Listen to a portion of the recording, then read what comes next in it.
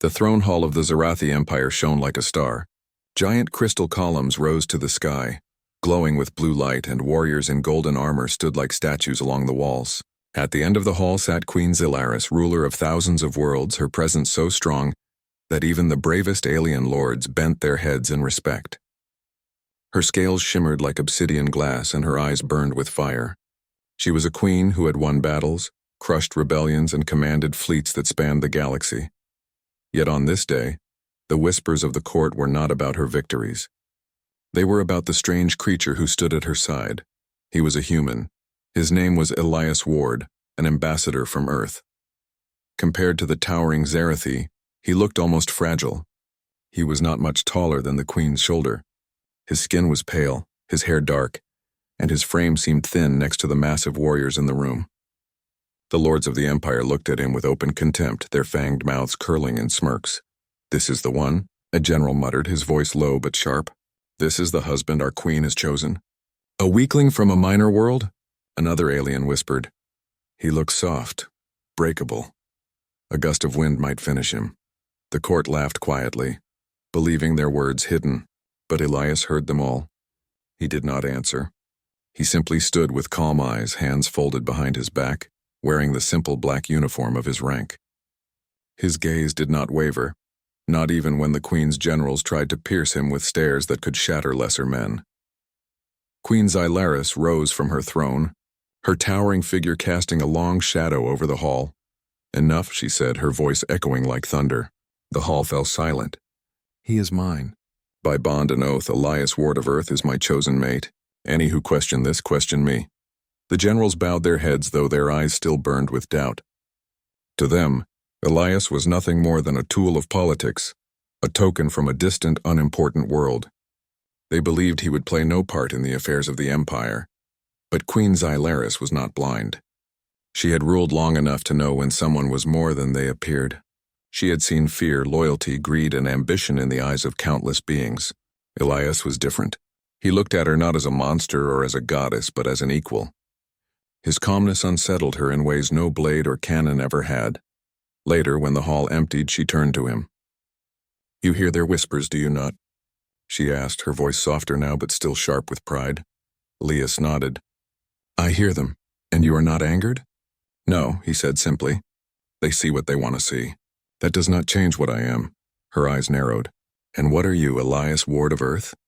He looked at her, his expression steady. "I am your husband." That should be enough. Zelaris almost smiled. Almost. But she hid it behind her usual stern mask.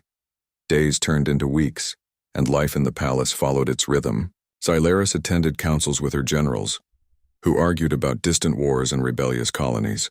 Elias was often told to remain silent, a guest in rooms where warriors spoke of blood and steel. He obeyed, never raising his voice, never pressing his will against theirs. The court grew convinced he was harmless, a decoration beside their queen. But Zelaris noticed small things.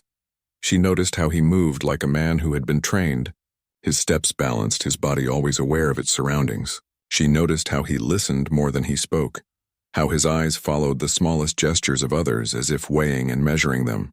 She noticed how he never bowed, never crumbled under the stares of beings larger, stronger, and prouder than himself. And she began to wonder, why did this human not fear them? One night, as the moons rose high over the crystal towers of the palace, Elias walked alone through the gardens. The air shimmered with the soft glow of alien flowers, and fountains of silver water whispered in the dark. He stood there staring at the stars when footsteps approached. It was Zelaris. "You walk alone," she said, her voice carrying both curiosity and warning. Elias glanced at her, then back at the sky. "I wanted to see the stars. They look different here than on Earth." She stepped closer. "Most in this palace would not dare walk unguarded. Danger lurks even in the shadows of my home." Elias gave a small smile. "Danger lurks everywhere. I learned long ago that fear only gives it power." Her eyes lingered on him. "You speak like a soldier." "Perhaps," he answered, but said no more. That answer stayed with her. The first test came sooner than expected. A feast was held in the great hall, with music, fire, and dancers from across the empire. But as the celebration roared, Shadows moved among the guests. Suddenly the lights dimmed and masked figures rushed toward the queen with blades drawn. Assassins. The guards reacted instantly, but they were too far. The killers were already upon her. Before Xylaris could lift her hand, Elias moved. With speed that shocked everyone, he stepped between her and the blades. His body twisted, catching the wrist of one assassin and breaking it in a single motion. He seized another by the neck, slamming him into the ground with strength far greater than anyone thought he had. A third attacker lunged at him, but Elias ducked, spun, and drove an elbow into the alien's chest, sending him sprawling. The hall erupted in chaos, guards finally swarming in. But by the time they struck, Elias had already dropped 2 assassins and disarmed the third. Silence followed. The general stared. The court stared. Even Queen Xylaris found herself frozen for a breath. Elias stood calmly, breathing steady, holding one of the assassin's weapons in his hand. He looked at the queen, his expression unshaken. "Are you hurt?" For the first time in years, Queen Xylaris did not know what to say. She had fought armies. She had commanded fleets. She had stared death in the eyes. But she had not expected this. This fragile human had stood against trained killers and defeated them in seconds. Her court had seen it too. The whispers that once mocked him had turned into shocked silence. Elias dropped the weapon to the floor. His calm gaze never left her. "No one touches my wife," he said quietly. The palace never felt the same after the night of the assassination attempt. The nobles still whispered in the halls, but their words had changed. Before they mocked Elias Ward, the human husband of Queen Xylaris. They had called him weak, soft, a useless token in the Empire's court. But after he had defeated trained killers with his bare hands, their whispers were filled with confusion, suspicion, and a hint of fear. "Perhaps he is more than he looks," one lord murmured. "No human should move like that," another whispered. "He hides something," said a general, his voice sharp with distrust. Elias ignored them all. He had not come to impress the court. He had acted to protect his wife, nothing more. Yet he knew the palace was a place where every action, every word, every look carried weight. He had revealed a part of himself, and now eyes that once dismissed him were watching more closely. Queen Xylaris, too, could not ignore what she had seen.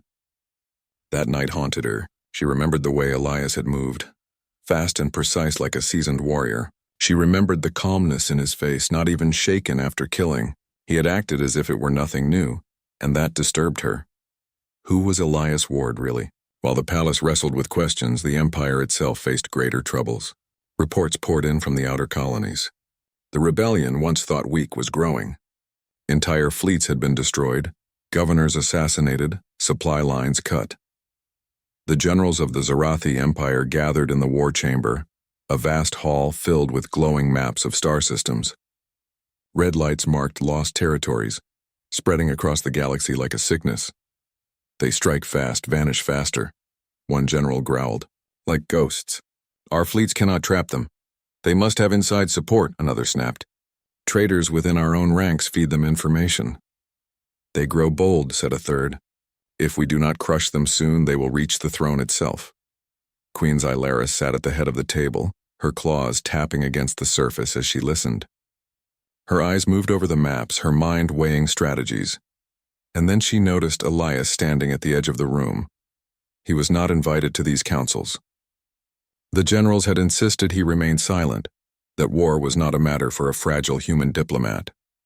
But Xylaris allowed him to stay. She wanted to see how he reacted. He said nothing at first, only studied the map. His brow furrowed slightly and his eyes narrowed as if tracing invisible lines. Xylaris caught the look. "You see something?" she asked suddenly. The room went quiet. All eyes turned toward Elias. The general scowled, clearly offended. Elias spoke carefully. "You fight them as you would fight yourselves. Heavy fleets, direct engagements, battles of strength. But your enemy does not fight this way. They do not want to meet you in strength. They bleed you in shadows, strike where you are weakest, then disappear. To fight such an enemy, you must think differently." One general slammed his fist against the table. "You dare lecture us on war, human? You who have never commanded a single fleet?" Another growled. "This is Zarathi war, not some ground skirmish of your minor world." But Xylaris raised her hand, silencing them. Her eyes remained on Elias. "Go on," she ordered. Elias studied the glowing map again. They strike your supply lines, your trade routes, your unprotected colonies. They know you will always move your strongest fleets to defend, and so they never attack directly. They do not want to defeat your strength. They want to exhaust you. He looked up, his eyes steady. The more you chase them with heavy fleets, the more you will lose. You must cut their legs, not their arms. Deny them resources. Predict where they will move. Hunt them with speed, not size. The chamber was silent. The generals bristled, but Xylaris leaned forward, interested. "And how would you know such things?" she asked. Elias's voice was calm.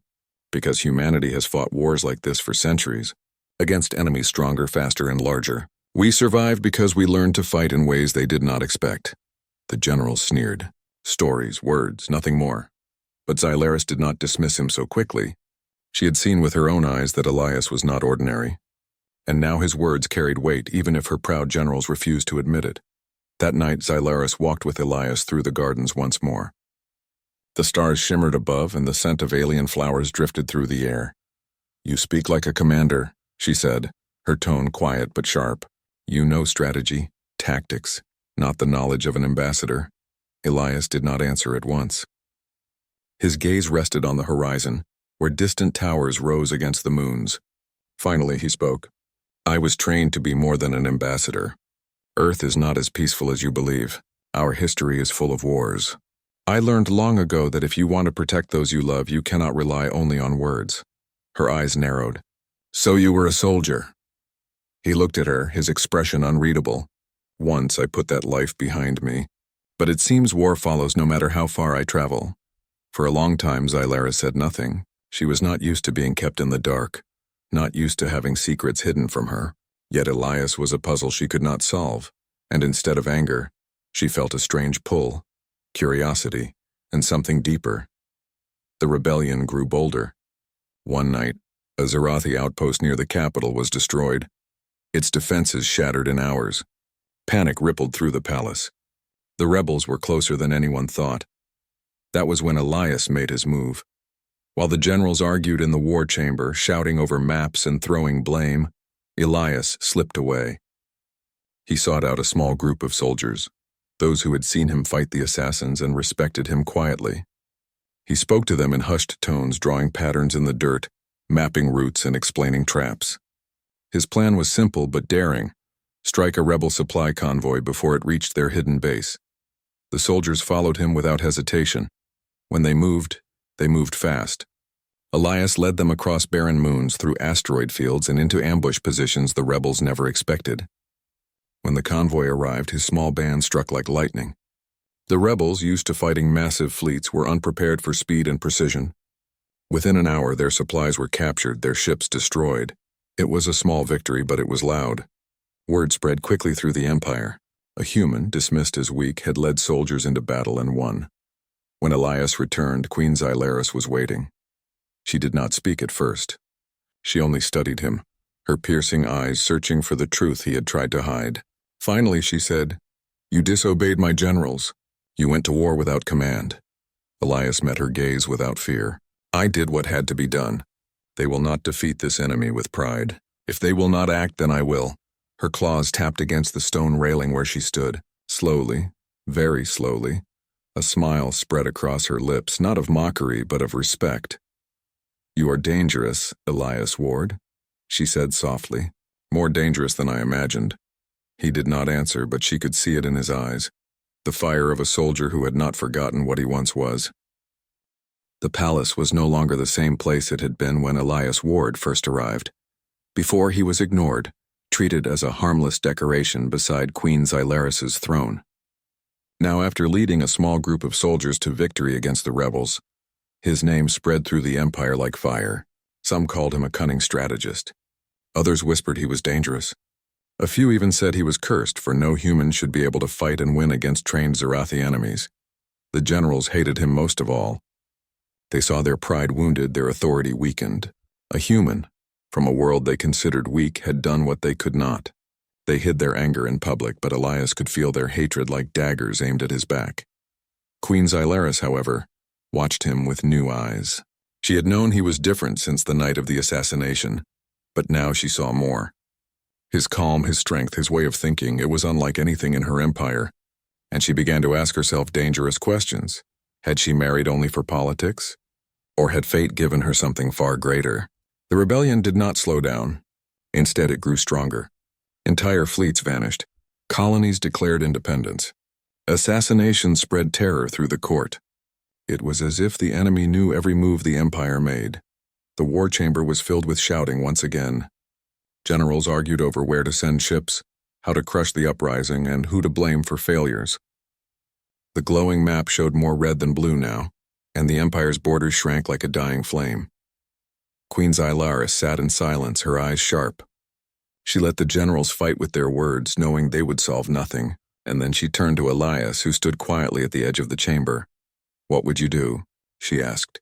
The chamber froze. The generals stared at her, stunned. One of them growled, "My queen, you cannot ask him. He is not Zerathi. He is not one of us," but Xylaris' voice cut through the noise. "Answer me, Elias Ward." Elias stepped forward slowly. His eyes studied the map, tracing the red lines that marked rebel movement. He took his time, and when he finally spoke, his words were calm but sharp. "They are not strong enough to defeat you in open battle. That means they are clever. Someone feeds them information. Someone inside this empire is helping them." Gasps filled the room. The generals exchanged nervous glances. Elias continued, his voice steady. "Every time you plan an attack, they know. Every time you move fleets, they vanish. That is not chance. That is betrayal. Until you find the traitors, you will never win this war." The silence that followed was heavy. Finally, one general slammed his fist against the table. "Lies! You accuse us of betrayal to make yourself look clever." Another shouted, "He insults us! Remove him from this chamber." But Queen Xylaris raised her hand. Her voice was low, but it carried the weight of thunder. "Enough." She turned her gaze to Elias. "You believe there is betrayal here?" Elias met her eyes without hesitation. "Yes, and if you want proof, let me find it." The chamber erupted again, but Xylaris ignored them all. Her burning gaze never left Elias. "Then find it," she ordered. That night, Elias moved silently through the palace halls. He knew how to move like a shadow, how to vanish in plain sight. He had learned such skills long before he ever came to this empire. He watched the generals, the ministers, the servants. He listened to whispers in dark corners, studied movements, and followed trails others could not see. For days, he collected pieces of the puzzle, messages hidden in trade reports, strange movements of supply ships, secret meetings in the lower halls. Slowly, the truth came together. And then he found it. One of the highest-ranking generals, a warrior sworn to protect the queen, had been feeding information to the rebels. Not for loyalty, not for belief, but for power. The rebellion promised him a place at the top if the empire fell. Elias did not bring soldiers to capture him. Instead, he walked into the general's private chamber alone. The general snarled when he saw him. "You dare enter my halls, human?" Elias's voice was calm, but his eyes burned. "I know what you've done. I know who you've betrayed. You will confess, or I will drag you before the queen myself." The general laughed. A cruel sound. "You? You are nothing but a weak little creature clinging to her shadow. Do you think you can threaten me?" The general lunged with a blade faster than most beings could see. But Elias moved faster. He sidestepped, twisted the weapon from the alien's grasp, and drove his fist into the general's chest with crushing force. The giant warrior staggered back, stunned by the strength in that human strike. Elias pressed the blade against the traitor's throat. His voice was quiet, deadly calm. "You have one chance, confess." And the general did. The next day, Queen Xylaris stood in the throne hall, her court gathered before her. The traitor was dragged in chains, his confession already recorded. Gasps filled the chamber as his betrayal was revealed. The generals were shamed. The ministers hung their heads. But Elias Ward stood at the queen's side, calm and silent, as if none of this surprised him. When the hall emptied, Xylaris turned to him. Her eyes glowed with fire. "You move like a soldier. You think like a commander. You face traitors with no fear. You are not the man you claim to be." Elias looked at her quietly. For a long moment neither spoke. Finally he sighed. "You are right." He stepped closer, his voice low. "I was not only an ambassador. On Earth I was trained as a soldier, a strategist, a protector. I have seen war, bled in war, lost in war. I wanted to leave that life behind. But war never leaves, and now it is here at your throne. Her eyes widened slightly. The truth she had suspected was now clear. This human whom everyone had mocked had hidden a fire far greater than she imagined. Why hide this from me? She demanded. Because I wanted peace, Elias answered softly. Because I wanted you to see me as a husband, not just a weapon. For the first time in many years, Queen Xylaris felt her pride falter. Her empire was built on strength, yet here stood a man who had shown her another kind of power. Quiet, patient, hidden until needed. She looked at him for a long time, then spoke in a voice quieter than anyone had ever heard from her. You are more dangerous than all my generals combined. Elias did not deny it. The rebellion, however, did not stop. If anything, it grew fiercer after the traitor was exposed. Their leaders launched a massive offensive, striking at key systems and pulling more colonies to their side. The empire trembled, and once again it was Elias who stepped forward. He stood before the queen and her council, pointing to the star map. They believe you cannot adapt, that you will always fight with size and strength. Let us prove them wrong. Let us fight on our terms, not theirs. Xylaris studied him, her pride clashing with her growing respect. Finally, she gave a single nod. Then lead us, Elias Ward. Show my empire what a human can do. And so, the mask finally fell. Elias Ward was no longer the quiet ambassador, no longer the fragile husband at the queen's side. He was something else now, something the galaxy would soon learn to fear. The mask of peace had been lifted, and in its place stood the truth. A soldier, a strategist, a human whose strength did not lie in size or power but in will and mind. The warning alarms blared through the crystal towers of the Zarathi capital. Red lights flashed across the walls, signaling an attack on the city itself. The rebellion had gathered every ship, every soldier it could muster, and now the heart of the empire faced destruction. Queen Xylaris stood on the balcony of the throne hall, her eyes scanning the skies.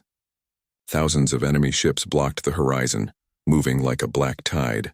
The air hummed with the sound of engines and energy weapons, and even the bravest generals felt a shiver run down their spines.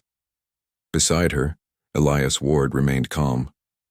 His eyes followed the patterns of the approaching fleet, calculating speed, distance, and weakness. While the Zarathi generals panicked, shouting orders that often conflicted, Elias spoke quietly to the queen. They expect you to react with force, he said. They will focus on our strongest fleets. That is their mistake. If we use their expectations against them, we can turn this tide. Xylaris studied him, seeing the same calm determination she had come to trust. Then show me, human. Show me what you mean. Elias nodded. Gather what troops you can trust. The rest will hold position until we strike. The generals bristled, their pride insulted by the idea that a human could direct battle strategy. But Xylaris ignored them, placing her confidence in Elias. She knew now that strength was not only measured in size or power, it could be measured in mind, courage, and leadership. Elias led a select squad of soldiers to a series of hidden launch bays. These were smaller crafts, faster than the massive warships lining the capital's docks. Rebels expected only the giant fleets to defend the city. No one expected a sudden, precise strike from these nimble vessels. Speed and surprise, Elias told his men. We hit their supply lines, their energy cores, their navigation systems. We do not fight them in open space. We fight where they cannot see us coming. The squad followed him without hesitation. They had seen him fight before, and they knew his instincts were flawless. Even the Queen's guards, who doubted humans initially, now respected him. The first wave of attack was swift. Elias directed the pilots to split into groups, striking multiple targets simultaneously. The enemy fleet, massive and slow, could not respond fast enough. Explosions lit the dark space as rebel ships were disabled, their energy systems overloaded by the unexpected assault. Back on the capital, the Queen watched in awe as Elias's strategy unfolded. His human ingenuity, something she had never seen in her kind, turned panic into opportunity. For the first time in many years, she felt hope in a battle she thought would be lost. But the rebellion had leaders who were clever as well. They quickly realized what was happening and sent a strike force to intercept Elias's squad. His vessels were outnumbered, and even he could not simply crush them with brute force. Instead, he relied on human adaptability. Split and regroup, he ordered. Use the asteroids for cover. force them into traps. His squad executed the plan flawlessly.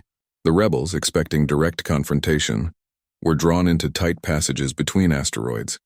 Energy weapons bounced off rocky surfaces, ships collided, and chaos erupted. When the battle cleared, most of the rebel strike force had been destroyed or captured. Queen Xylaris could not believe her eyes. A human, fragile in appearance, had just outmaneuvered trained alien warriors. The next phase of the battle was even more dangerous. The rebellion sent their elite forces, the ones trained in combat and strategy, directly at the capital.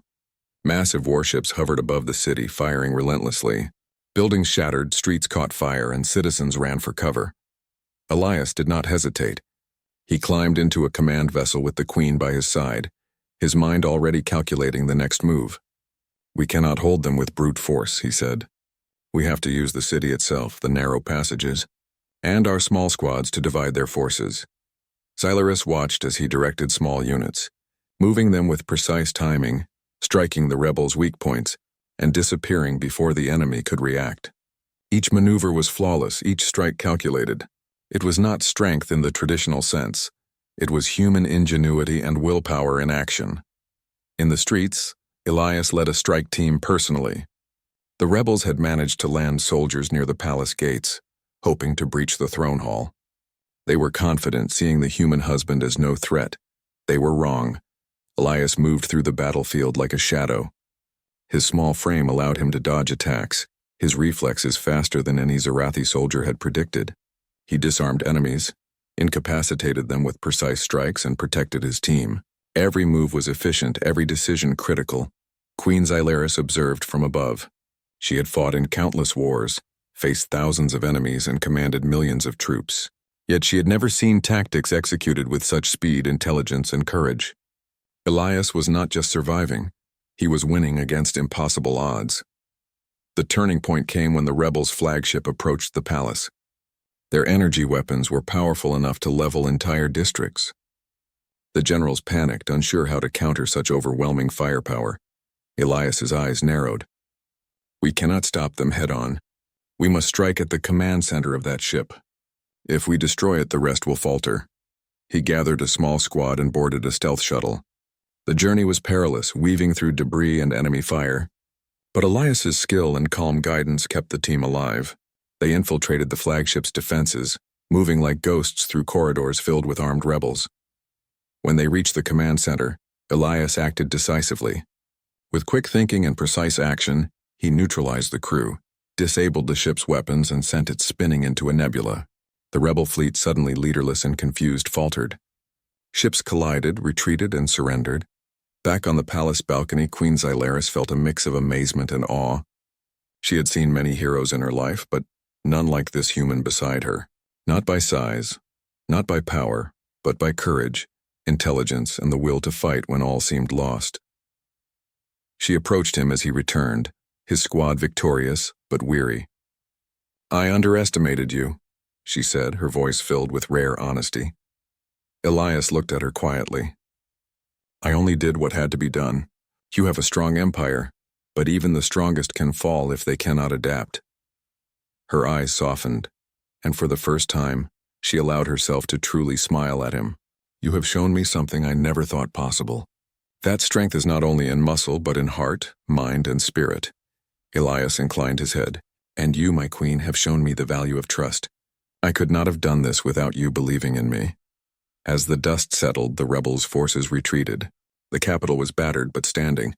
Citizens emerged from hiding, cheering their queen and the human who had fought beside her. Soldiers who once doubted him now hailed him as a hero. Queen Xylaris walked through the city with Elias at her side. She watched as people celebrated, as soldiers saluted, and as the Empire realized that the human they had mocked had just saved them all. "You have changed everything," she said softly. Elias smiled faintly. "I only showed what humanity has always known. Survival, courage, and ingenuity can overcome even the greatest strength." For the first time, Xylaris understood fully the human she had married. Not fragile, not weak, not a mere symbol of alliance, a true force. The dawn over the Zarathi capital was quiet, almost serene. Smoke still rose from the streets where the rebellion had fought, and some districts bore the scars of battle. But the city had survived. The enemy had been defeated, and the Empire's strength, though tested, had proven unbreakable. Queen Xylaris stood on the highest balcony of the throne hall, overlooking her city. The wind stirred her black scales, and her eyes, still glowing with the fire of battle, reflected both relief and pride. Beside her, Elias Ward stood silently, calm as ever. He had fought not for glory, not for praise, but for the survival of the Empire, and for the queen he loved. The citizens who had once doubted the human now hailed him as a hero. Soldiers cheered, children waved banners with his name, and even the generals, once filled with doubt and contempt, bowed their heads in respect. The whispers had changed again, not mocking him, not questioning him, but admiring him. Xylaris finally broke the silence. "Elias," she said, her voice steady, "you have shown me something that no Zarathi could ever teach me. Your strength is not in your size, your claws, or your fleet. It is in your mind, your courage, and your heart." Elias looked at her, a faint smile on his face. "I only did what had to be done. You trusted me when others doubted. That made all the difference." The council chambers were crowded that morning, though the mood was lighter than it had been in months.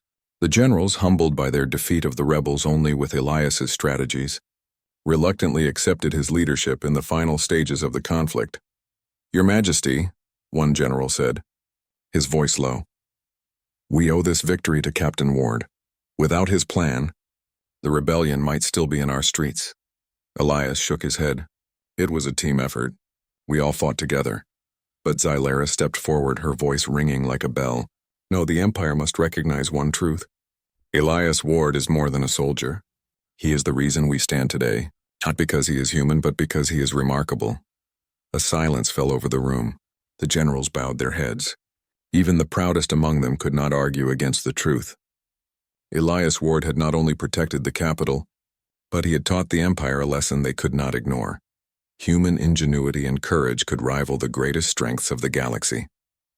Outside the city, the last pockets of rebellion were collapsing. Elias had personally led strike teams to secure critical systems, ensuring no enemy could regroup. Colonies that had wavered in loyalty now reaffirmed their allegiance to the Queen. His human adaptability, his ability to think quickly, and his courage under fire had saved thousands of lives. Queen Xylaris accompanied him during these missions, not as a ruler overseeing troops, but as a partner watching a husband in action. Together they moved through the recovering colonies, meeting with soldiers, citizens, and governors. Everywhere they went, the people greeted Elias with awe and gratitude. One governor, a stern Zarathi warrior who had doubted humans from the start, approached the Queen quietly. "Your Majesty," he said, "I was wrong. He is not just strong, he is exceptional. I have never seen anything like him." Xylaris nodded. "I know, and now the Empire knows as well." Back in the palace, a ceremony was prepared to celebrate the victory. Citizens filled the streets, banners waving in the alien sunlight. The Queen and Elias walked together side by side. For months, their union had been questioned, ridiculed, and underestimated. Now, the entire Empire witnessed the truth. The human she had married was not only equal to her in courage and skill, but had become the savior of their civilization. Xylaris raised her voice so all could hear. "People of the Zarathi Empire, today we have faced a rebellion that threatened our very survival. But thanks to courage, loyalty, and ingenuity, we stand unbroken. One among us has proven that strength comes in many forms, and today we honor him." The crowd erupted in cheers as Elias stepped forward. He bowed respectfully, his calm demeanor unshaken by the attention. He spoke, his voice clear and confident. "I am humbled," he said. "I fought only to protect what I love and what is right. This empire, this queen, and these people showed me trust and courage as well. Together we have defended what matters most. Remember this, strength is not only power or weapons, it is will, intelligence, and unity. We can overcome anything when we work together." The people cheered louder, inspired not only by his deeds but by the message he carried. Across the empire, tales of the human husband of the Queen spread. Humans, once underestimated by alien civilizations, were now seen in a new light. That evening, the palace was quiet again. The city had recovered from battle, and the empire had been reforged stronger than ever. Queen Xylaris and Elias walked together through the gardens, the soft glow of alien moons reflecting on the crystal fountains. "You have changed everything," she said softly. Elias turned to her, eyes calm but warm. I only did what I had to. You believed in me when no one else would. That made all the difference. She stopped and studied him carefully. Do you know what you have done? You have not only saved the Empire, but you have reshaped the way my people see humans. They will remember you forever. He shook his head. I am just a human, my queen. Humans survive because we adapt, because we fight, because we never give up. That is our strength. Scilaris smiled, a rare, genuine smile. She reached out and placed her clawed hand over his. Then humanity is lucky that I married you. The following weeks were spent rebuilding.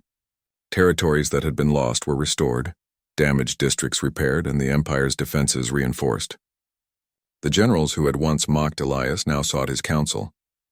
Ambassadors from distant worlds requested alliances, inspired by the tale of the human who had turned the tide of war. And through it all, Elias remained humble. He guided, advised, and trained, but never sought power beyond what was needed to protect the Empire. He had earned respect, admiration, and love, not through fear, not through dominance, but through courage, intelligence, and unwavering dedication. Queen Scilaris watched him often, realizing fully the depth of his strength. He had not only proven himself in battle, but had shown her a truth her kind rarely understood, that sometimes the smallest, most underestimated beings could carry the greatest power. One night, as the moons cast silver light over the palace, Scilaris and Elias stood together, looking over the city that had survived against all odds. You have done more than save an empire, she said. You have inspired it. You have proven that strength is not only in scales, claws, or fleets. It is in courage, creativity, and determination. Elias smiled faintly. And you have proven that trust and belief can give even the weakest a chance to show their true strength. Scilaris nodded. I see that now, and I cannot help but be proud of my human husband. He bowed slightly, as he always did, a mixture of humility and quiet confidence. And I am honored, my queen, to stand beside you. In that moment, the Zarathi Empire understood something new. Humans, often underestimated, were capable of greatness beyond imagination. The stories of Elias Ward would be told for generations, not as a tale of a fragile alien diplomat, but as a story of true strength, courage, and human spirit. The galaxy had witnessed a remarkable truth. Even the smallest, most underestimated beings could change the fate of worlds.